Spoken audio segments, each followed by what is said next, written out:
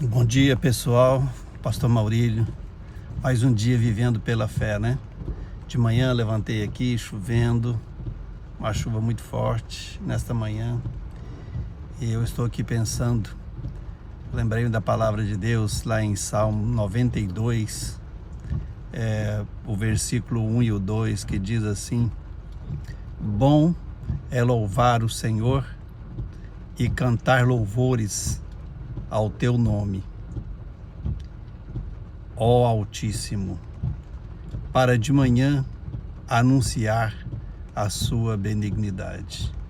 Esta manhã, com a chuva muito forte, eu indo para o trabalho e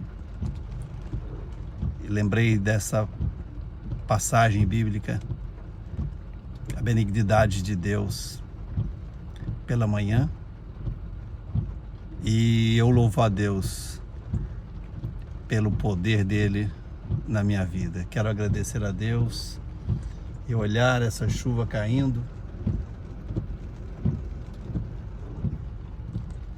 e pedir a Deus, agradecer a Deus melhor pela benignidade dele nessa manhã.